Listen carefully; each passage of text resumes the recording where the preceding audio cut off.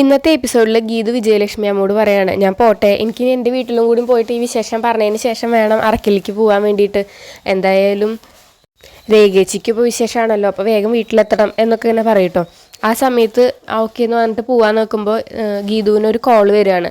അപ്പോൾ എടുക്കുമ്പോൾ ഗീതുവിൻ്റെ അമ്മയോട്ടോ, എന്താ അമ്മ എന്താ വിളിച്ചേ, ഞാനത് നമ്മുടെ വീട്ടിലേക്ക് വരാൻ നിൽക്കുമായിരുന്നു പറയും.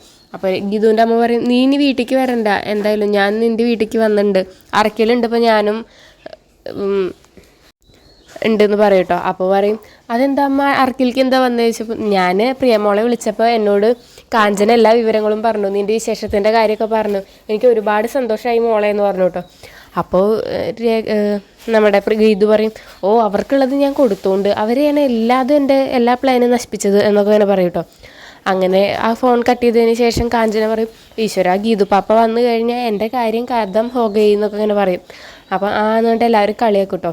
ആ സമയത്ത് ഗീതും ഗോവിന്ദും തിരിച്ചു വരികയാണ്. ഗീതും ഗോവിന്ദും അവിടെ എത്തുമ്പോൾ വേഗം തന്നെ ഗീതുവിനെ അമ്മ വന്ന് കെട്ടിപ്പിടിക്കുകയും അങ്ങനെ ഉമ്മയ്ക്കൊക്കെ ചെയ്യുന്നുണ്ട് കേട്ടോ. അതിന് ശേഷം വരുണും അതുപോലെ പ്രിയയും ഒക്കെ വരികയാണ്.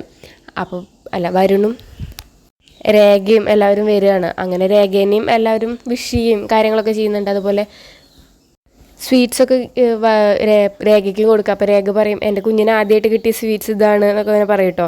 ആ സമയത്ത് വരുണിനെ വിഷ് ചെയ്യാൻ ചെല്ലുമ്പോൾ വരുണ് പറയും, എന്നെന്തിനു വിഷ് ചെയ്യാൻ, എനിക്ക് വല്ല ട്രോഫിയും കിട്ടിയോ എന്നൊക്കെ ചോദിച്ചിട്ട് ദേഷ്യപ്പെട്ട് ഉള്ളിലേക്ക് കയറി പോവുകയാണ്.